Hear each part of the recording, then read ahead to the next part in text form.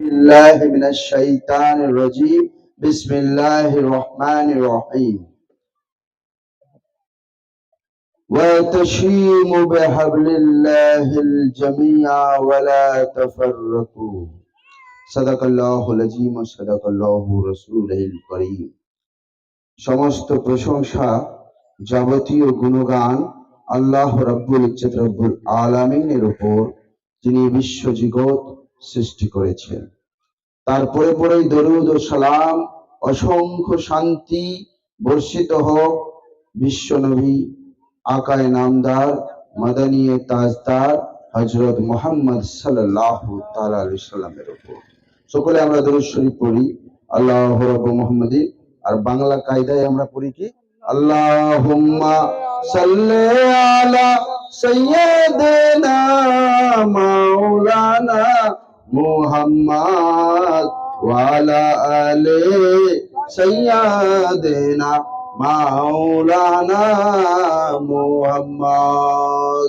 একজন উত্তরপ্রদেশের একজন খুব বিখ্যাত বুজুর্গ বাংলার ঘরে ঘরে বাংলায় যখন এসেছিলেন তো বললেন যে এই যে দরুদ পড়ে, তো এই দরুদের জন্যই কিন্তু বাঙালি মুসলমানের পার হয়ে যাবে। বুঝলেন তো, বুঝতে পেরেছেন তো? আব্দুল্লাহিল মারুফ সাহেবের দাওয়াতে, ওনার আমন্ত্রণে নেমন্ত্রণে আমি শুধু কলকাতা থেকেই 100 কিলোমিটার পার করে গলি গলি গলি পার করে আসলাম, ঠিক আছে। কিন্তু তার আগে একটা সমাবেশ হচ্ছিল আপনার ওই মালঞ্চর দিকে অনেক জায়গায়, তো ওখানে আমাকে ওরা ডেকে নিয়ে গেল, ওখানেও বক্তব্য দিলাম। কিন্তু কথা হচ্ছে আমরা অল্প এখানে সংখ্যায় আছি, কিন্তু একটা জিনিস মনে রাখবেন, যদি যদি আপনার মধ্যে ইলম আর ঈমান থাকে তাহলে অল্প কিন্তু অনেক কিছু করে দিতে পারে। বদরের যুদ্ধে কতজন ছিল? আর ওইদিকে তো 313 জন যদি কয়েক হাজারের উপর ভারী হয়ে যায়, তো আপনারাও ইনশাআল্লাহ ভারী হয়ে যাবেন, ঠিক কিনা? কথা হচ্ছে আমি কোরআনে পাক, আমি একজন হাইকোর্ট সুপ্রিম কোর্টের উকিল, কোরআনে পাকের আয়াত আপনাদেরকে পড়ে শোনালাম। কি বললাম? ওয়াতাশিমু বিহাবলিল্লাহিল জামিয়া ওয়ালা তাফাররাকু, অর্থাৎ তোমরা একজুট হয়ে যাও। ওয়াতাশিমু, তোমরা আল্লাহর রস্সি রজ্জু শক্তভাবে ধারণ করো এবং পরস্পর বিচ্ছিন্ন হয়ো না। আজকে আমি যেই উদ্দেশ্যে এসেছি আপনাদের এই গ্রামে, উদ্দেশ্যটা হচ্ছে আপনার ভিতরে আজকে আপনার মসজিদ, মাদ্রাসা, আপনার জানাজার নামাজ, আপনার কবর, এইটা বাঁচাতে হবে, আল্লাহর ঘর বাঁচাতে হবে। অনেকে প্রশ্ন করতে পারেন আল্লাহর ঘর আল্লাহ বাঁচাবে, আমরা কেন বাঁচাবো? কাবা শরীফকে আবাবিল পাখিরা, যখন কাবা শরীফের উপর হামলা হয়েছিল তখন আবরাহাকে আবাবিল পাখিরা একদম পরমাণু বোমার মতো করে কঙ্কর দিয়ে উড়িয়ে দেওয়া হয়েছিল, তাই না? তো আল্লাহ সবই পারে, আল্লাহ কাদির আছেন সবকিছু করার। কিন্তু আপনাকে আমাকে পরীক্ষার মুখে ফেলে দিলেন। এই জালিম, এই শাসক নরেন্দ্র মোদীর আমলে আপনাকে আমাকে, এই শাসককে দিয়ে পরীক্ষার মধ্যে ফেলেন, ঠিক না? যে আপনার মধ্যে ঈমান কতটা আছে, আপনার মধ্যে ঈমান কতটা আছে, আপনি কতটা এর বিরুদ্ধে প্রতিবাদ করতে পারবেন। আপনি বুঝুন, আমি আইন আজকে বোঝাবো না, যদি বলেন বোঝাবো, কিন্তু আইন বোঝাবো না। আইন খুব কঠিন জিনিস, এ বুঝতে গেলে আচ্ছা আচ্ছা উকিল ব্যারিস্টারদের মাথা খারাপ হয়ে যায়, বুঝতে পারছেন? একবার দাঁড়াতে সুপ্রিম কোর্টে 2 লাখ টাকা চার্জ করি, আধা ঘন্টা বলি, বুঝতে পারছেন তো? আইনটা কত বড়, হাইকোর্টে ওরকম চার্জ হয়, তাহলে 5 মিনিট বলার জন্য, আধা ঘন্টা বলার জন্য 2 লাখ টাকা নেই না। ওই যে পড়াশোনা, ওই যে রিসার্চ, ওই গবেষণা, এখানে পুলিশ প্রশাসন বসে আছে। এই যে জিনিস, তারাও আইনের সঙ্গে যুক্ত, তারাও জানে কি কঠিন জিনিস মাঝে মধ্যে তাদের মাথার উপর দিয়ে চলে যায় কিনা। তো আইন বোঝাতে যাব না, সোজা ভাষায় বোঝাচ্ছি। আগের আইন, জাতীয় কংগ্রেস, শুনেছেন নামটা? জাতীয় কংগ্রেস কি পার্টি? রাহুল গান্ধী নাকি, শুনেছেন তো? তো জাতীয় কংগ্রেসের পার্টি স্বাধীন ভারতে 1995 সালে একটি আইন তৈরি করে, কি করে? আইন তৈরি করে, একটা আইনকে রিফর্ম আইন করে 1995 সালে ওয়াকফ অ্যামেন্ডমেন্ট অ্যাক্ট। কি করে? ওয়াকফ অ্যামেন্ডমেন্ট অ্যাক্ট আইন। কি করে? ওয়াকফ অ্যাক্টটার কাজ কি ছিল? ওই অ্যাক্টটার কাজ ছিল যতগুলো আপনার বাবা, আপনার দাদু, আপনার বুজুর্গরা দান করে গেছেন, সেই প্রপার্টি গুলোকে ম্যানেজ করবে, তাই না? ভারতের একটা কি আছে, আমরা ভারতের সব আইনগুলো কিসের মাধ্যমে, কার উপর নির্ভর করে? তার বইটার নাম কি? সংবিধান, নাকি? সংবিধান। তো তো সংবিধানে সবকে দিয়েছে একটা ধারা আছে, কি ধারা আছে না? 26 নম্বর, যেখানে বলা আছে ফান্ডামেন্টাল রাইট। মন দিয়ে শুনুন, অ্যাটেনশন দিন। ফান্ডামেন্টাল রাইট, ফান্ডামেন্টাল রাইট মানে কি? মূল অধিকার। কি অধিকার? মূল অধিকার। তো মূল অধিকার ভারতের সংবিধান আপনাকে দিয়েছে কি? প্রত্যেকটা ধর্মের মানুষ, প্রত্যেকটা ধর্মের মানুষ, প্রত্যেকটা মাইনরিটি, ভাষা মাইনরিটি, তাদের ধর্ম অনুসারে তাদের সম্পত্তি গুলো, তাদের ইনস্টিটিউশন গুলো পরিচালনা করবে, তাই না? হিন্দু ভাইরা হিন্দুদের মন্দির তারা পরিচালনা করবে, মুসলমানরা মসজিদ পরিচালনা করবে, মাদ্রাসা পরিচালনা করবে, বা যা যা ওয়াকফের মাধ্যমে দান করা হয়েছে সবকিছু পরিচালনা করবে, তাই না? সবকিছু পরিচালনা করবে। কিন্তু নরেন্দ্র মোদীর শাসক, বাদশাহ হিন্দ, কি? নরেন্দ্র মোদী, ডিক্টেটর নরেন্দ্র মোদী কি করছে? মোদী বলছে না, সংবিধানের রাইট তোমাকে দিয়েছে, এই রাইট আর মানা যাবে না, তোমার রাইট ছিনে নিচ্ছি। এই পরিচালনার মধ্যে আমরা ঢুকবো। আমি একটা উদাহরণ দিই, মসজিদে নামাজ পড়াবে কে? মন্দিরে পূজা করবে কে? যদি মন্দিরে ইমাম সাহেবকে পূজা করতে পাঠিয়ে দেন চলবে? মসজিদে পুরোহিত নামাজ পড়াতে আসলে চলবে? তো যার যেটা কর্ম সে সেইভাবেই করবে। ভারতের সংবিধান ওইভাবেই ভাগ করে দিয়েছে, ঠিক কিনা? তো ভারতের সংবিধানের ধারা 26, কত নম্বর ধারা বলুন না ভাই, যুবক ভাইরা? 26 নম্বর ধারা কে শেষ করছে? মোদী। এটা শেষ করতে পারে না, কারণ সংবিধান পার্লামেন্টে বেসিক সংবিধানের জিনিস শেষ করা যাবে না, বেসিক জিনিস শেষ করা যাবে না। এটা কেশবানন্দ, এটা কেশবানন্দ ভারতী কেসে আছে, কি আছে? কেশবানন্দ ভারতী কেসে আছে যে আপনার basic structure, you cannot change the basic structure of the Constitution of India.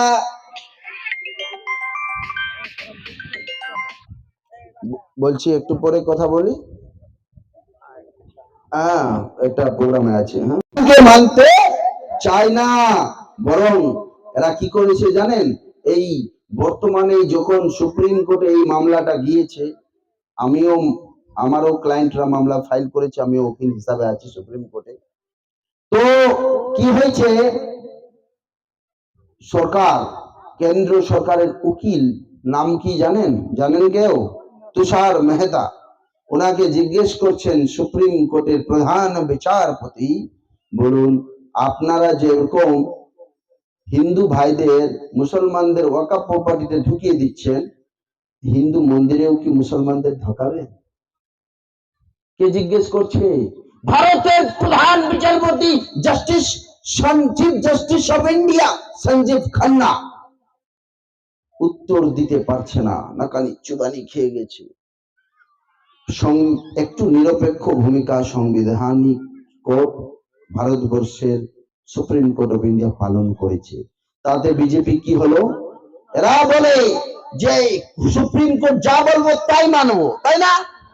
কিন্তু আজকে যখন সুপ্রিম কোর্ট সঠিক কথা বলছে, এই বিজেপির মন্ত্রী নিশিকান্ত দুবে, কে নিশিকান্ত দুবে, ও বলছে কি সুপ্রিম কোর্টের সব পাওয়ার।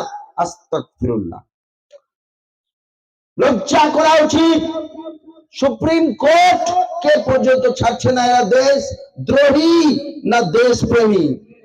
দেশদ্রোহী যারা সুপ্রিম কোর্টকে মানতে চাইছে না, সঠিক বিচার করার চেষ্টা করছে বলে চাপ দিতে চাইছে, সুপ্রিম কোর্টকে চাপ দিতে চাইছে, প্রধান বিচারপতিকে সঠিক বিচার করতে চাইছে না।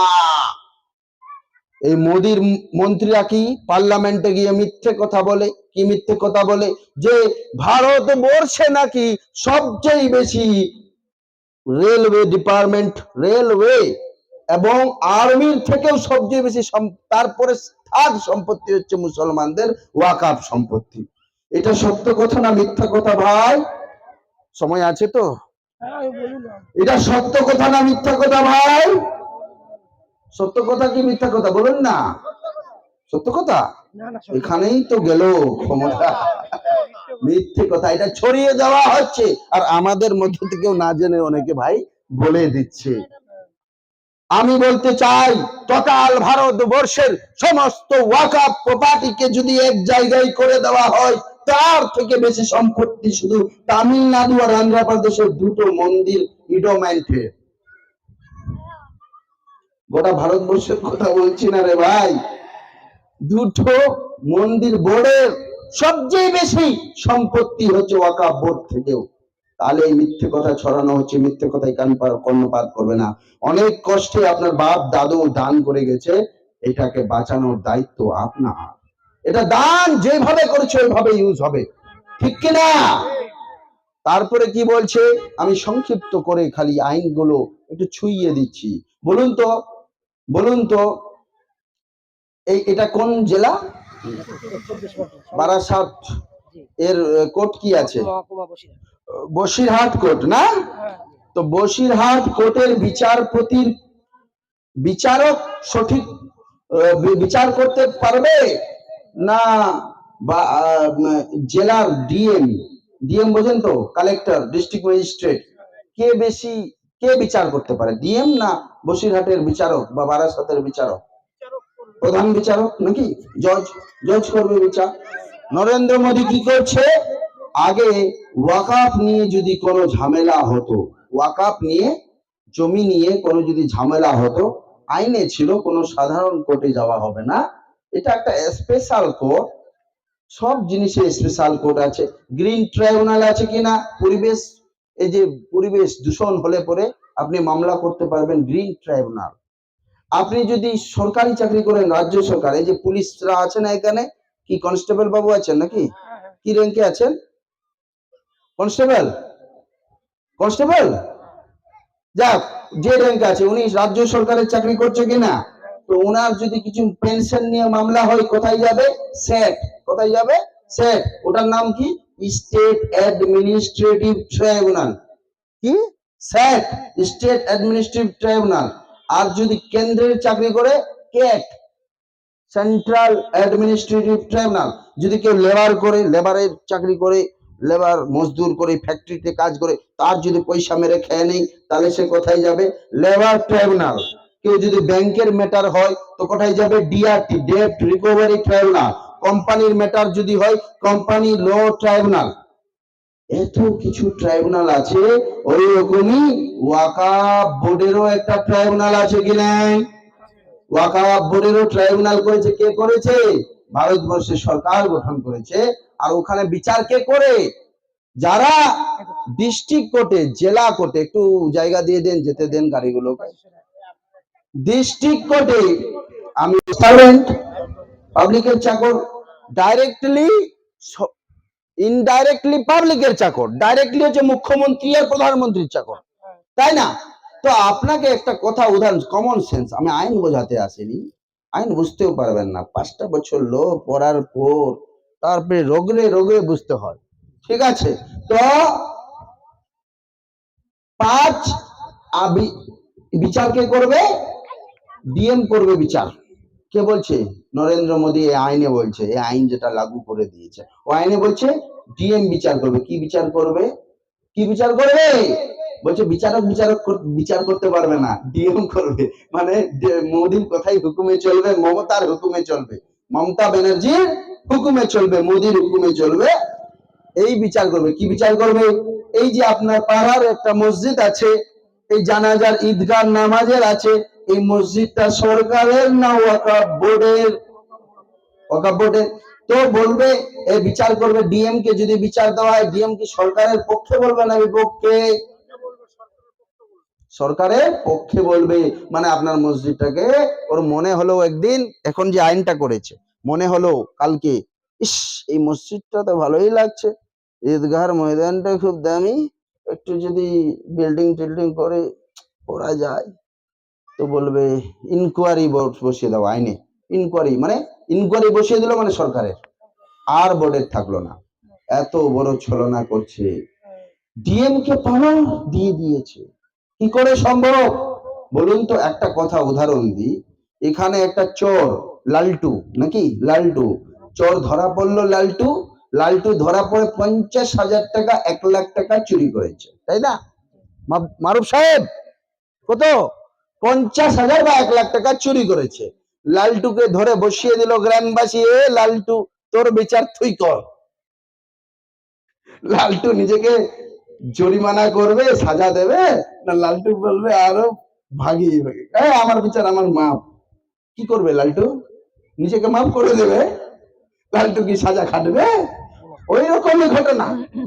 এই ডিএম ওয়াকফ বোর্ডের বেশিরভাগ প্রপার্টি সরকার, কেন্দ্র সরকার হোক বা রাজ্য সরকারের বিভিন্ন ডিপার্টমেন্ট দখল করে রেখেছে। কি?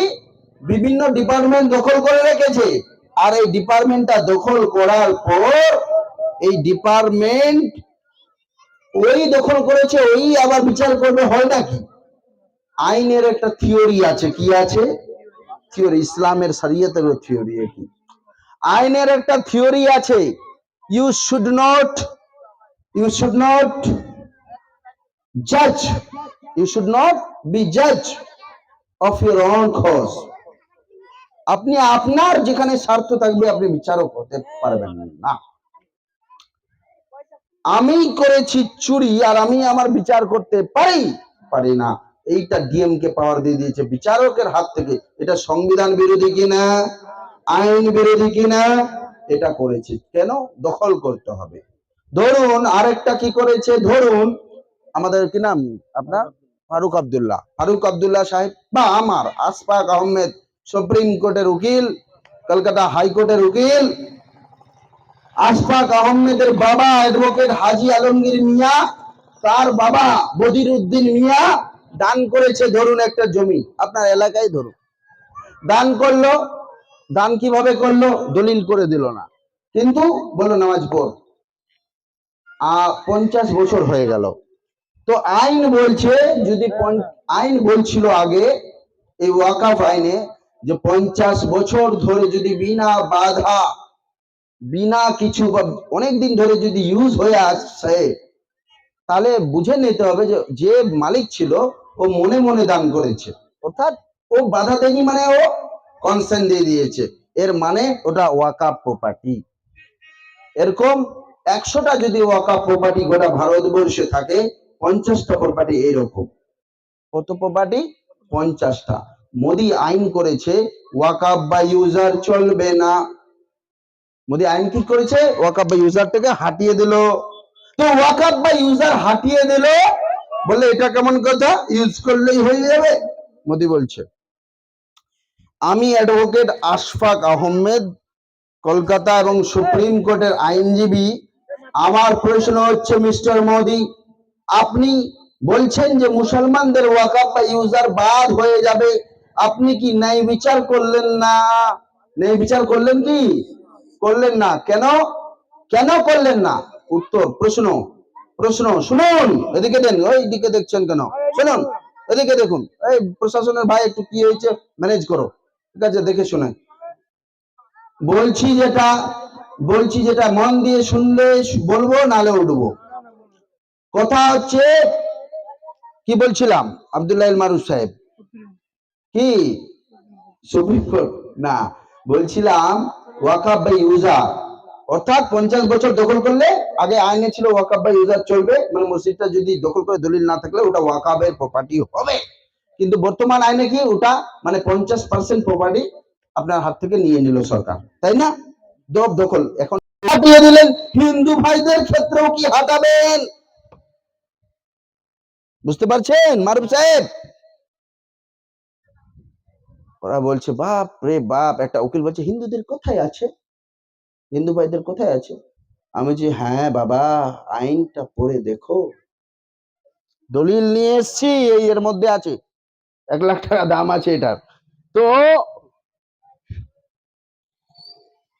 আইনে বলছে যদি কোন মন্দির, হিন্দুদের ওই সেম আইন আছে, ওটা ডক্টরিনে, এখানে নাম হচ্ছে ওয়াকাফ বা ইউজার, আর ওটার নাম হচ্ছে ডক্টরিন অফ ইউজেস।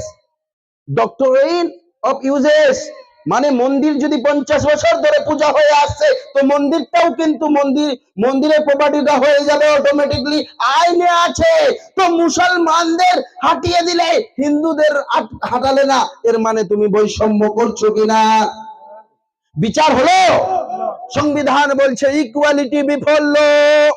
কি বলছে? ইকুয়ালিটি বিফল্য। আইনের চোখে সব সমান। যখন আইনের চোখে সব সমান, তো আমার আশফাক আহমেদকে উত্তর দিতে হবে, তাহলে মুসলমানদের উপরই এই আঘাত কেন? কেউ হেফাজত করতে পারবে না। এই ভয় কাটিয়ে দিয়ে তোমাকে কিন্তু ভারতবর্ষের সংবিধান অনুসারে এই প্রতিবাদে সামিল হতে হবে, ঠিক কিনা?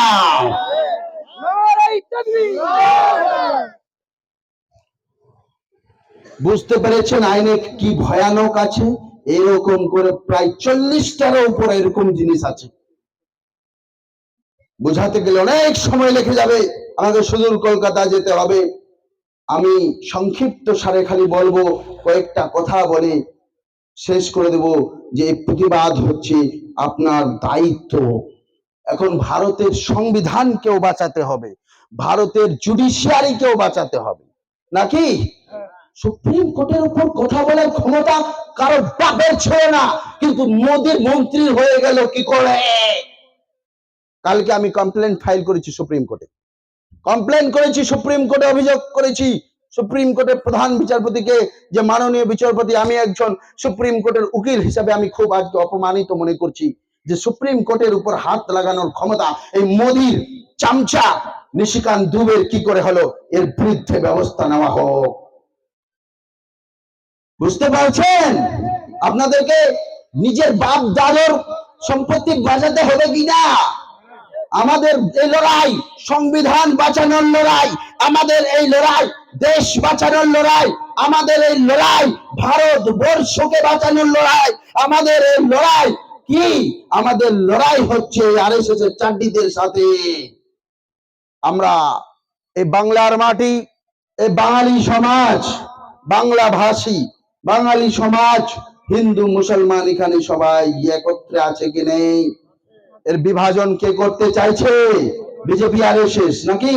চাইছে না যে মুসলমান হিন্দু ঝগড়া করুক? কিন্তু খবরদার ভাই, হিন্দুরা তোমার শত্রু নয়। বলুন তো পার্লামেন্টে কতজন এমপি ভোট দিয়েছে এই ওয়াকাফ আইনের পক্ষে? জন দেবেন? 288। কি নাম ভাই আপনার? হাবিবুর সাহেব। 288টা ভোট পড়েছে এর পক্ষে, এই আইনটাকে মোদির লোক দিয়েছে। আর এর বিপক্ষে কটা পড়েছে? 232। এই 232-এর মধ্যে মুসলমান কয়জন? কজন? 40 জন। বাকি 192 জনকে হিন্দুরা। তো হিন্দুরা আমাদের পক্ষে না বিপক্ষে? পক্ষে। ভারতবর্ষের খুশির খবর, ভারতবর্ষে জল খাচ্ছে, একটু বলুন আল্লাহুম্মা। হিন্দুরা কিন্তু ভোট দিয়েছে মোদির বিপক্ষে, ভোটের মার পেছে কিন্তু মোদি বেরিয়ে গেছে। দুটো দুটো ওই কি বলে বৈশাখী নিয়ে, কি নাম? একটা নীতিশ কুমার, একটা নাইডু। আর মাঝে মধ্যে আমাদের উনিও কিন্তু ভিতর ভিতর, বুঝতে পারছেন, সমঝদারো কো ইশারা কাফিয়ে, ভিতর ভিতর লাইন করে নিচ্ছে। কিন্তু যাই হোক, কিন্তু পার্লামেন্টে আমাদের মমতা ব্যানার্জির সরকারও মোদির বিরুদ্ধেই ভোটটা দিয়েছে। ঠিক আছে, কষ্ট করে হলেও দিয়েছে। বুঝতে পেরেছেন তো, ভোটের ব্যাপার তো দিয়েছে। কিন্তু আমার প্রশ্ন হলো, বিধানসভার রেজুলেশন পাস করছেন না কেন মাননীয়া মুখ্যমন্ত্রী মমতা ব্যানার্জি? দাবি তুলবেন কিনা? এটা ঘরের লড়াই নয়, এটা দেশ বাঁচানোর লড়াই, এটা সংবিধান বাঁচানোর লড়াই, এটা সুপ্রিম কোর্ট দেশের বিচার ব্যবস্থা বাঁচানোর লড়াই। এই প্রপার্টি আর ফিরে পাবেন? পাবেন না। অনেক কষ্ট করে অনেক লোকরা দান করেছে, অনেক প্রপার্টি মানুষ করে খাচ্ছে, আজকে ওই প্রপার্টি দখল করছে। মসজিদ থাকবে না, কবর কোথায় দিবেন? ডিএমের পারমিশন নিতে যাবেন? কত বড় মানে দ্বিতীয় শ্রেণীর নাগরিক করে দিতে চাইছে। মোদি বলেছিল আবকি বার 400 পার তো সংবিধান বিপর, বলছে যদি এবার 400 পার হয় তো সংবিধানকে শেষ করে দেব। কিন্তু আলহামদুলিল্লাহ বলুন না, ভারতবর্ষের রাহুল গান্ধী বিরোধীরা এমন দিল মোদিকে, মোদি গেল ভুস। 400 হলো না। রাহুল গান্ধী আগামী দিনে প্রধানমন্ত্রী হতে যাচ্ছে কিনা? হচ্ছে। ভারতবর্ষকে হিন্দু মুসলমান, গান্ধী মৌলানা আবুল কালামের দেশ এটা। এই দেশ ছেড়ে বাংলা আবুল কাসেম ফজলুল হকের, এই দেশ হচ্ছে নেতাজি সুভাষচন্দ্র বোসের, এই দেশ নজরুল রবি ঠাকুরের। এই দেশে বিভাজন করতে আসবো না। আমাদের নজরুল বলেছেন, মোরা এক বৃন্তে দুটি কিশুম হিন্দু মুসলমান, হিন্দু তার মুসলিম তার নয়নমণি, হিন্দু তাহার প্রাণ। কি আমরা হিন্দু মুসলমান ভাই ভাই কিনা? হিন্দু মুসলমান ঐক্য, আর হিন্দু মুসলমান সবাই মিলে লড়াইটা লড়তে হবে। কিন্তু আপনাদের প্রপার্টিতে আঘাত করেছে, আগে আপনার দায়িত্ব, তারপর আপনার ভাইরা আসবে সাথে, আসবে কিনা? জৈনদের, জৈন ধর্ম বলে একটা ধর্ম আছে, হিন্দু টাইপেরই ধর্ম, কিন্তু জৈন ধর্মের মন্দির মুম্বাইয়ে মোদি ভেঙে দিয়েছে, জানেন? শুধু মুসলমানদের না, ওদেরও ভাঙা, মানে জৈনদেরও মন্দির ভেঙে দিচ্ছে। কত অত্যাচার! এই অত্যাচার শেষ করে মোদিকে হটাইতে হবে কিনা? হটাইতে হবে, মোদিকে হটাতে হবে, নরেন্দ্র মোদিকে। মোদি দেশ বেঁচে খাচ্ছে, আদানি আম্বানিকে বেঁচে দিচ্ছে, এই মোদি জিনিসের দাম বাড়িয়ে দিচ্ছে, এই মোদি আপনার, এই মোদি আপনার ওষুধের দাম বাড়িয়ে দিচ্ছে, এই মোদি রাহুল গান্ধীকে জেলে ভরার চেষ্টা করছে। কেন? প্রতিবাদী আওয়াজ। আমি একটা শের বলতে চাই, ফানুস बनके जिसकी हिफाजत हवा करे, फानुस बनके जिसकी हिफाजत हवा करे, ও क्षमा क्या बुझे जिसे रोशन खुदा करे। এত সহজ নাই মোদি, নরেন্দ্র মোদি এত সহজ নাই। এই কিটা গ্রামের নাম? নালগোড়া গ্রাম, বসিরহাট লোকসভার অন্তর্গত। এই গ্রামের লোকরা হুঁশিয়ার দিচ্ছে এখান থেকে, নরেন্দ্র মোদি বি কেয়ারফুল, সাবধান। আমরা ইংরেজ যদি হিন্দু মুসলমান ঐক্য করে তাড়াতে পারি, তো তোমার মতন সাদা ইংরেজকে তাড়িয়েছি, কালো ইংরেজকেও তাড়াতে বেশি দিন লাগবে না। ঠিক কিনা? ঠিক কিনা? আমরা বলবো, আমি বলবো সংবিধান বাঁচাও, আপনারা বলবেন দেশ বাঁচাও। আমি বলবো দেশ বাঁচাও, আপনারা বলবেন সংবিধান বাঁচাও। দেশ বাঁচাও, আরো জোরে হবে কিনা? দেশ বাঁচাও, দেশ বাঁচাও, দেশ বাঁচাও, দেশ বাঁচাও, দেশ বাঁচাও। আল্লাহ রাব্বুল ইজ্জত রাব্বুল আলামিন কুরআন শরীফে আল্লাহ রসুল বলে দিলেন, কি বললেন? আল্লাহ কোরআনে বললেন, কুনতুম খায়রা উম্মাতিন উখরিজাত লিন-নাস তা'মুরুনা বিল মারুফ ওয়া তানহাউনা আনিল মুনকার। ঠিক বললাম? কুনতুম খায়রা উম্মাতিন উখরিজাত লিন-নাস, you are the best ummah among the whole mankind. খুব খুশি হয়ে গেলাম। আমরা হচ্ছি উম্মত, খুব সুন্দর, খায়রা উম্মত, নাকি? মুসলমানরা খুব হাসি খুশি, কুনতুম খায়রা উম্মত না, আহা, আরে বাপ রে, একদম বেস্ট উম্মাহ, আহা, among the mankind, মানব সমাজের মধ্যে সবচেয়ে বেস্ট উম্মাহ হচ্ছে আমরা, আল্লাহ কোরআনে বললেন, তাই না? বললেন তো? প্রশ্ন করবো না আল্লাহ কেন আমরা, নাকি? প্রশ্ন আসছে কিনা? আল্লাহ উত্তর দিচ্ছে কিনা? মনোজ সাহেব, কুনতুম খায়রা উম্মাতিন উখরিজাত লিন-নাস তা'মুরুনা বিল মা'রুফ ওয়া তানহাউনা আনিল মুনকার, তোমরা সত্য কথা বলবে, হককে বয়ান করবে, লোককে হকের দিকে নিয়ে আসবে, অন্যায় হলে প্রতিবাদ করবে। মানে ভালো কাজে উৎসাহ দিবে, খারাপ কাজে বাধা দেবে। মোদি খারাপ কাজ করছে না ভালো কাজ? অন্যায় করছে মুসলমানদের সাথে, অন্যায় করছে দেশবাসীর সাথে। কৃষকদের 700 কৃষকের জীবন নিয়ে নিল, তারপরে কৃষক আইনটাকে ই করলো। কত জালিম! 700 কৃষক ইংরেজ জালিয়ানওয়ালাবাগের হত্যা করেছিল, ইংরেজ থেকেও খারাপ। পাঞ্জাবি 700 কৃষক নিজের জীবন দিল, তারপরে মোদি এই কৃষক আইনটাকে তুললো। আমাদেরকেও দরকার পড়লে রক্ত দিতে হবে কিনা? দরকার পড়লে আন্দোলন করতে গিয়ে আমরা ভুগ, কিন্তু শান্তিপূর্ণ আন্দোলন। ভারতের সংবিধান বলছে peaceful agitation is the fundamental right. শান্তিপূর্ণ প্রতিবাদ করতে হবে। কিভাবে? গান্ধী যেভাবে করেছিল, না খেয়ে বসে যাব দিল্লিতে, পার্লামেন্টের সামনে যাব কিনা? আমরা ছেড়ে যাব কিনা? যাব লড়াই করতে। যে দিল্লি ডাক আসে, দিল্লি 26-এ ব্রিগেডের ডাক এসে, অবশ্যই ব্রিগেডে যাব। নাকি 26 এপ্রিল ব্রিগেডে যাব কিনা? দেখবো না কে দেখেছে, দেখবো না কামরুজ্জামান সাহেব দেখেছেন, না সিদ্দিকুল্লাহ সাহেব দেখেছেন, না কে দেখেছেন। ব্রিগেডে যাব এই কারণে যে আমাদের বাপের কবর বাজাতে হবে, সংবিধান বাজাতে হবে, খানকা বাজাতে হবে, মসজিদ বাজাতে হবে, মাদ্রাসা বাজাতে হবে, জানাজার নামাজের জায়গা বাজাতে হবে, এই ওয়াকাফ প্রপার্টিটাকে বাঁচাতে হবে, দেশের বিচার ব্যবস্থাকে বাঁচাতে হবে। আমি সংক্ষিপ্ত করে শেষ করব এই বলে, उसूलों पर अगर आ जाए तो टकराना जरूरी है, तो जिंदा है तो जिंदा नजर आना जरूरी है। বলছি কি, যদি তুমি জীবিত আছো, জীবিত দেখা জরুরি। তোমার জান আছে কিনা? আল্লাহ কোরআনে, মনোজ সাহেব কি নাম আপনার? ফারুক আব্দুল্লাহ সাহেবকে জিজ্ঞেস করুন যে আল্লাহ কোরআনে কিছু জিন্দা ব্যক্তিকে মুর্দা বলেছে কিনা? বলেছে? বলেছে কিছু জিন্দা ব্যক্তি মুর্দা। কেন? ওদের মধ্যে প্রতিবাদের ক্ষমতা নেই, ওদের মধ্যে অন্যায়ের বিরুদ্ধে দেখে তাদের রক্ত টকবক করে না। আমরা ন্যায়ের সঙ্গে দেবো, অন্যায়ের বিরুদ্ধে দাঁড়াবো, রুখে দাঁড়াবো কিনা? রুখে দাঁড়াবো কিনা? ইনশাআল্লাহ রুখে দাঁড়াবো এবং একসঙ্গে সঙ্গ দেবো। আমি ডাক দিলে আসবেন, আমরা ডাক দিলে আসবেন। হাত তুলুন কে কে আসবেন, যোগাযোগ রাখবেন। ইনশাআল্লাহ আমি খুব খুশি যে আজকে আমি মনে করছি এই জায়গা থেকে আমি সফল মনে করছি। যদি আমার কথা আপনারা একটু বুঝে থাকেন তো ইনশাআল্লাহ কুনতুম খায়রা উম্মাতের কাজ করবেন।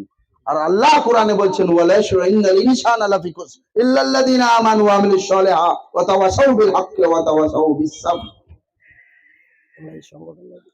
এই সংগঠন বিশ্ব মানব কল্যাণ ইসলামিয়া ট্রাস্ট আব্দুল্লাহ আল মারিফ এবং মাওলানা ফারুক আব্দুল্লাহ সাহেবের নেতৃত্বে আমরা আসবো কিনা? আসবো কিনা? আমাদের জান মাল সব দিয়ে এ লড়াইয়ে থাকবো কিনা? যদি শিখ ভাই, পাঞ্জাবি ভাইরা দেশের কৃষকদের বাঁচানোর জন্য লড়াই করতে পারে, হে মুসলমান তুমি তোমার সম্পত্তির জন্য কেন লড়াই করতে পারো না? লড়াই মানে যুদ্ধ নয়, লড়াই মানে হচ্ছে প্রতিবাদ করা, আন্দোলন করা, নিজেরকে প্রতিবাদ। আর কারো কথা শুনবেন না, বলবে সুপ্রিম কোর্টে বেঁচে গেছে, না এখনো ফাইনাল হয়নি। যতক্ষণ এই আইনটা সম্পূর্ণভাবে শেষ হচ্ছে ততক্ষণ আমাদের আন্দোলন চলবে কিনা? চলবে কিনা? চলবে কিনা? আমি বলি সংবিধান বাঁচাও, সংবিধান বাঁচাও, আরো জোরে জোরে জোরে সংবিধান বাঁচাও, সংবিধান বাঁচাও, দেশ বাঁচাও, দেশ বাঁচাও, দেশ বাঁচাও, দেশ বাঁচাও। মাশাআল্লাহ, আলহামদুলিল্লাহ। আমরা দেশপ্রেমী মুসলমান, আমরা রক্ত দিয়েছি এই দেশের জন্য, আগামী দিনে আবার দেশের জন্য, দেশের সংবিধান বাঁচাতে যদি রক্ত দিতে হয় রক্ত দেবো কিনা? দেশের সংবিধান বাঁচাতে রক্ত দিতে হলেও রক্ত দেব, দেশের বিচার ব্যবস্থা বাঁচাতে গেলেও রক্ত দিতে হলে রক্ত দেব ইনশাআল্লাহ।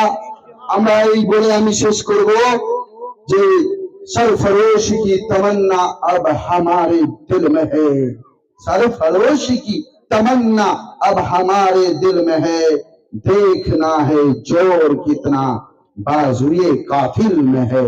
व आखिर दावाना अनिल हम्दुलिल्लाहि रब्बिल आलमीन। অসংখ্য ধন্যবাদ আমাদের সুপ্রিম কোর্টের মহামান্য আইনজীবী জনাব আশফাক আহমদ সাহেবকে এখন আপনাদের সম্মুখে